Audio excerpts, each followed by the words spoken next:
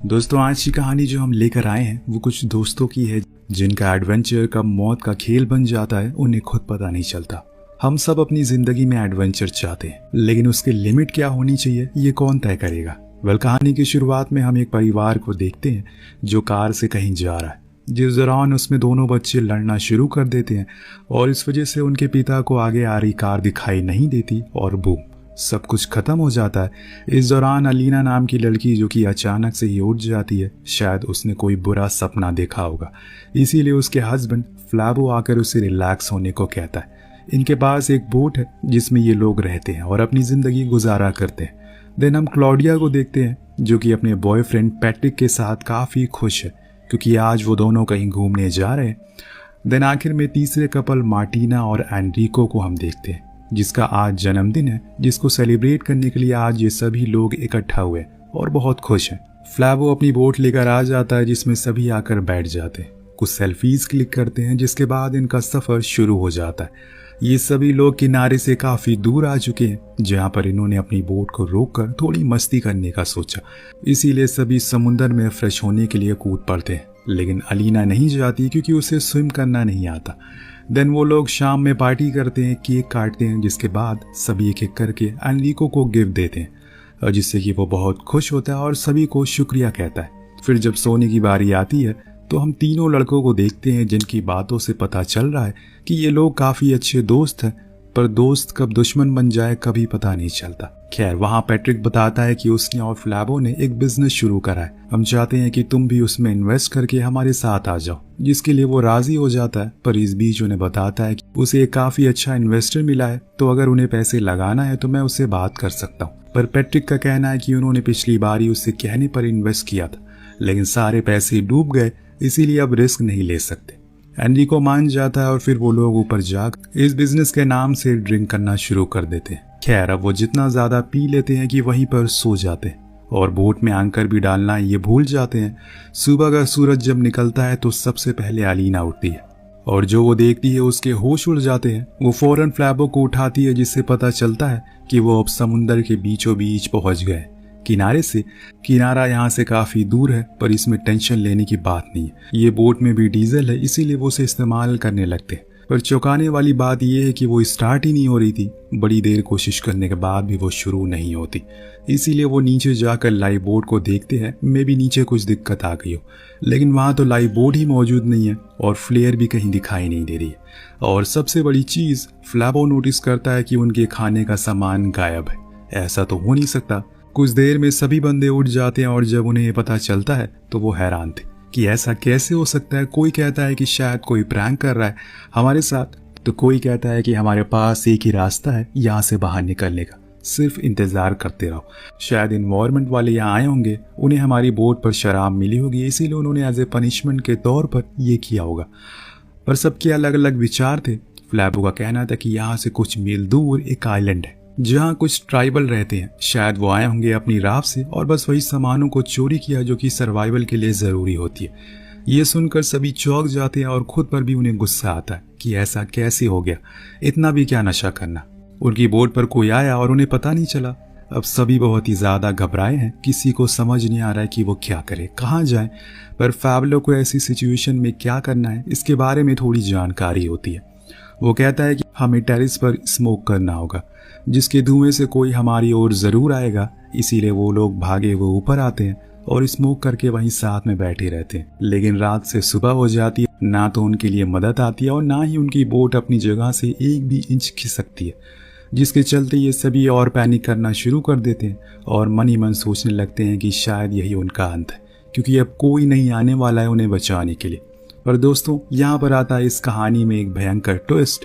उस बोट पर एक सैटेलाइट फ़ोन बजना शुरू होता है, जिसको फ्लैबो उठाता है और कहता है कि वो लोग रॉब हुए, मतलब वो चोरी का शिकार हुए और उनकी बोट भी खराब हो गई, प्लीज़ उनकी मदद करिए। वहाँ से अमेलियो नाम का बंदा हंसते हुए कहता है, अरे आराम से, मैंने ये सब किया है और मैं तुम सबको अपनी आंखों से देख रहा हूँ। कितना परेशान तुम लोग हो, ये देखकर मुझे काफ़ी हंसी आ रही है। अब ये सारी बातें सुनकर सभी ऊपर जाते हैं और दूरबीन से देखते हैं तो उन्हें सच में दूर एक सेलर बोट खड़ी दिखाई देती है, जिसके अंदर एक अकेला आदमी बैठा इनसे बात कर रहा है। देन सभी अंदाज़ा लगाते हैं कि उसने ऐसा क्यों किया। किसी को लगता है कि शायद वो क्लॉडिया का कोई इंस्टाग्राम फॉलोवर है जो उसे मिलने के लिए सब कर रहा है, पर अंत में अमेलियो खुद ही कह देता है कि उसे तुम लोगों से कोई मतलब नहीं है, फोन एरिको को दो, मुझे उससे काम है। जो सुनकर सभी के होश उड़ जाते हैं, क्योंकि इस पूरी बोट में सबसे बेरोजगार और लेजी बंदा वही है। आखिर उससे क्या काम हो सकता है। तब अमेलियो स्ट्रेट फॉरवर्ड कहता है कि देखो, मुझे अपने अकाउंट का पासवर्ड और ट्रांसफर कोड दे दो, जिसके बाद तुम फ्री हो जाओगे। वो कहता है कि मैं इस बोट में सबसे कम पैसे वाला हूँ। जो सुनकर अमेलियो बोलता है, देखो मुझे बेवकूफ़ मत बनाओ, मुझे पता है कि तुम्हारे 3 अकाउंट हैं, जिसमें से 2 तुम्हारे पब्लिक हैं और एक प्राइवेट है, जिसमें तुमने $1 मिलियन रखे हुए। जिसे सुनकर सभी की आंखें फटी की फटी रह जाती है। सबके मुंह पर यही सवाल होता है कि इतने पैसे अनारिको के पास कैसे आए और कहां से आए। अब सभी के मन में शक पैदा होने लगता है। तभी फ्लैबो बोलता है कि तुमने जो पैसे हमसे लिए थे इन्वेस्ट करने के लिए, कहीं ये वही पैसे तो नहीं है, क्योंकि उस दिन के बाद से तुमने कभी नहीं बताया कि वो पैसे किस कंपनी में इन्वेस्ट किए थे। तुम्हें बस इतना ही कहा कि वो डूब गए, पर आज तुम्हारी पोल खोल गई। लेकिन वो बताता है कि ये उसकी जिंदगी भर की सेविंग है और वो ऐसे किसी को नहीं दे सकता। पर सब अब उस पर गुस्सा करते हैं, क्योंकि वो सब उसकी वजह से वहां पर फंसे हुए थे और इसीलिए उनका कहना था कि वो अपना पैसे उसे दे दे, कम से कम वो जिंदा तो बच जाएंगे। यहाँ एनरिको की गर्लफ्रेंड भी सभी की बात से राजी होती। उसके ही दोस्त अब उसे दूर जाने लगते, जिससे कि मजबूरन उसे अमेलियो को वो कोड बताना ही पड़ जाता है। इसके कुछ ही देर बाद वो सारे पैसे उसके अकाउंट में चले जाते हैं, पर अभी तक हमें ये तो यकीन नहीं हुआ कि उसने इतने पैसे बचाए कैसे। खैर, अब कुछ देर बाद अमेलियो फिर से इनसे कनेक्ट करता है और बताता है कि तुमसे कुछ मील दूरी पर एक लाइव बोट है, जिसके अंदर फ्यूल और खाना है। वहां जाकर तुम अपनी जान बचा सकते हो। पर जब सब लोग ऊपर जाकर देखते हैं तो वो लाइव बोट काफी दूरी पर थी और कोई एक्सपीरियंस स्विमर ही वहां तक जा सकता है। पर अनारिको कहता है कि ये सब उसकी वजह से हुआ है, इसीलिए वो खाना लेकर आएगा। लेकिन फ्लैबो उसे मना करता है, क्योंकि वो इतनी दूर तैर कर नहीं जा सकता और ये बात उसे अच्छे से पता है। पर जब कोई हल नहीं निकलता तो वहां पर वोटिंग की जाती है, जिसमें सिर्फ फ्लैबो को छोड़कर सभी ये कहते हैं कि अनारिको को ही वहां जाना चाहिए, यहाँ तक कि उसकी गर्लफ्रेंड भी। इसीलिए वो निकल पड़ता और अकेले ही अनंत समुंदर में तैरना शुरू करता है। ये लोग उसके ऊपर नजर रखते हैं, पर कुछ देर बाद एक ऐसा समय आता है जब अनारिको डूबने लगता है, क्योंकि अब उसके अंदर ताकत बची ही नहीं है कि वो वहां तक जा सके। इसीलिए फ्लैबो फौरन कूदता है और उसके पास पहुंचकर वापस जाने को कहता है और खुद उस लाइव बोट तक पहुंच जाता है, जहां पर वो सबसे पहले तो खाना खाता है और पानी पीता है। इतने में वहां पर अमेलियो की बोट आ जाती है, जो उसे ऊपर खींच लेता है और इसके दोनों हाथ बांध देते हैं और कहता है कि ये चीज ऐसे नहीं खत्म होगी, तुम लोगों को मरना होगा। जो सुनकर फैबलो उसे जान की भीख मांगता है कि उन लोगों ने उसका क्या बिगाड़ा है, वो ऐसा क्यों कर रहा है और आखिर वो है कौन। तो यहाँ अमेलियो से यही सवाल कहता है कि मैं अपना बदला लेकर रहूंगा, पर किसकी गलती का बदला ये वो नहीं बताता। काफी देर हो गई है फैबलो को गए हुए, इसीलिए अलीना और सभी लोग काफी परेशान हो रहे हैं। उन्हें लग रहा है कि कहीं उसे मार तो नहीं दिया गया। लेकिन तभी वो वॉकी टॉकी फिर से बजता है, जिसमें अमेलियो कहता है कि तुम्हें फैबलो के रूम में जाना होगा, जहां पर डीवीडी रखी है, उसको जल्दी से प्ले करके देखो। सभी फौरन नीचे की ओर भागते हैं और उस डीवीडी को ढूंढने लगते हैं। उधर अमेलियो फैबलो उसी बंधे हुए हाथों के साथ समुद्र में धक्का दे देता है, जिससे कि अब उसे तैरने में बहुत मुश्किल हो रही है। वहाँ एक और जब वो डीवीडी चलाई जाती है तो सभी के होश उड़ जाते हैं। उसमें क्लॉडिया और फैबलो इंटीमेट हो रहे थे, जिसको देखकर पैट्रिक गुस्से से लाल हो जाता है और कहता है कि तुमने मेरा ट्रस्ट को तोड़ दिया है। यहाँ तक वो उस पर हाथ भी उठाता है, पर सभी उसे रोकते हैं। क्लॉडिया कहती है कि इसमें उसकी कोई गलती नहीं है, वो नशे में थी और ये सब एक हादसा था। इस बीच अलीना को भी काफी झटका लगता है, क्योंकि उसने ऐसा कुछ कभी नहीं सोचा था, जिस चक्कर में उसका दिमागी संतुलन हिल जाता है और अपने क्रोध में ही वो इतनी पागल हो जाती है कि क्लाउडिया से कहती है कि तुमने जो कुछ भी किया उसकी सजा मौत है। जो बोलकर वो उसके पेट में चाकू मार देती है, जिससे उसकी मौके पर मौत हो जाती है। इसका पैट्रिक को बहुत ज़्यादा असर पड़ता है और वो बहुत रोता है। चुपचाप जाकर एक किनारे पर बैठ जाता है कि तभी वहाँ पर तैरते तैरते फ्लॉबो पहुँचता है। वो उससे कहता है कि अब उसे अंदर जान नहीं बची, जल्दी से वो उसे ऊपर खींच ले। पर पैट्रिक के अंदर ये था कि उसकी वजह से ही उसकी गर्लफ्रेंड की जान गई, इसीलिए वो उसकी कोई मदद नहीं करेगा, जिसके चलते फ्लैबो वहीं डूब कर मारा जाता है। और जैसे ही मैंने आपको कहा था, चाहे कितनी भी गहरी दोस्ती क्यों ना हो, दुश्मनी में बदलने में ज्यादा वक्त नहीं लगता। क्योंकि यही इंसान की फितरत है और इसी को इंसान जज्बात कहते हैं, जिसमें वो पल भर में बहक जाते हैं। लेकिन अभी रुकिए, जैसे जैसे ये कहानी आगे बढ़ेगी आपको कुछ और भयानक ट्विस्ट देखने को मिलेंगे। इसके बाद हम देखते हैं कि अमेलियो का कॉल फिर से इनके पास आता है, जहां वो कहता है कि तुम लोगों को भले ही कानून ने माफ कर दिया हो, लेकिन मैं तुम्हें कभी माफ नहीं करूंगा। तुमने जो उस रात किया, ये सब उसी की सजा तुम्हें मिल रही है। इस बीच हम अलीना को देखते हैं, वो एकदम पागल सी हो गई है। उसकी हालत को देखकर आपको अंदाजा हो ही गया होगा कि हमने जो उस रात किया वो बहुत गलत था, जिसके सपने आज भी मुझे डराते हैं। यहाँ पर कौन सी रात की बात हो रही है और इन्होंने ऐसा उस रात क्या किया, ये जानने के लिए बस कुछ ही देर रुकिए। खैर, अब अलीना का दिमाग इतना ज़्यादा खराब हो जाता है कि वो जाकर खुद को ही मार लेती है। उसके दोस्त उसे ऐसा करने से रोकते हैं, लेकिन वो नहीं रुकती।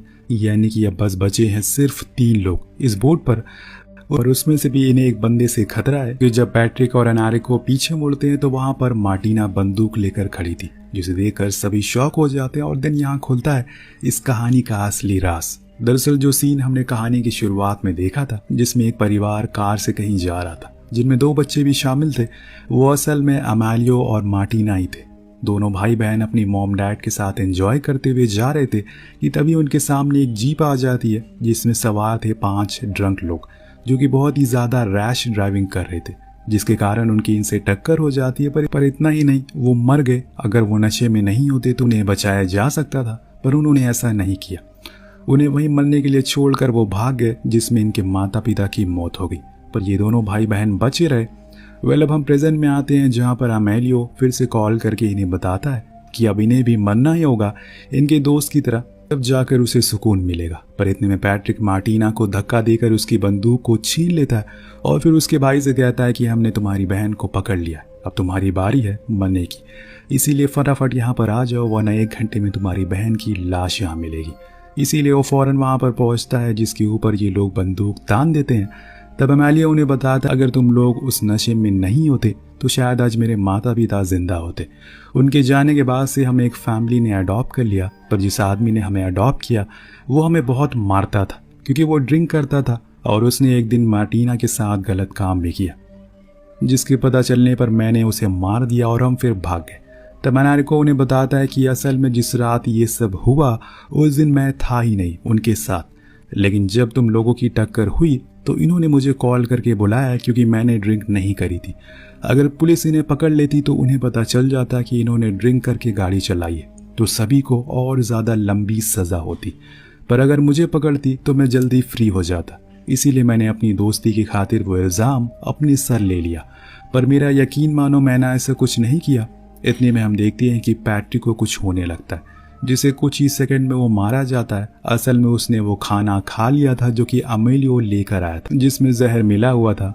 इसके बाद अमेलियो और एनारिको में लड़ाई होना शुरू हो जाती है, जिसको मार्टिना रोकती है कि इसमें एनारिको की कोई गलती नहीं है, वो मजबूर था। अगर उसकी जगह कोई और होता तो वो भी यही करता अपने दोस्तों के लिए, लेकिन अमेलियो उसको मार खड़ी दम लेगा तभी उसे शांति मिलेगी। इसीलिए वो वहाँ गिरी बंदूक को उठा लेता और उस पर शूट करता है। पर अचानक से बीच में मार्टिना आ जाती और बंदूक से निकली गोली उसकी छाती को चीर कर निकल जाती है, जिससे उसकी वही मौत हो जाती है।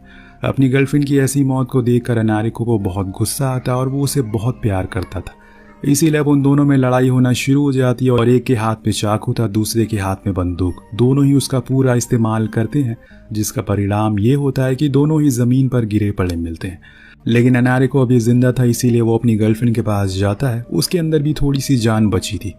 वो उसका हाथ पकड़कर आखिरी शब्द कहता है, जो कि था सॉरी, क्योंकि अगर उसने उस दिन अपनी दोस्तों की हेल्प नहीं करी होती तो आज सभी लोग जिंदा होते। शायद उन्हें वो सजा मिल जाती जिसके वो असली हकदार थे। अब इस बोट पर 6 लोग आए थे, लेकिन अब सिर्फ यहाँ लाशें ही पड़ी है, एक भी इंसान नहीं बचा। इसीलिए हमेशा कहते हैं दोस्तों कि कर्मा हिट बैक। बस बात ये है कि इसको आने में देर लग सकती है, लेकिन वो लौट कर जरूर आता है। इस कहानी से एक और सीख मिलती है कि शराब पीकर गाड़ी नहीं चलाना चाहिए। आप खुद के साथ साथ किसी और बेकसूर की जान भी लेकर जा सकते हैं। कहानी कैसी लगी नीचे कमेंट करके जरूर बताएगा। मिलते हैं अगली वीडियो में। Thank you so much watching.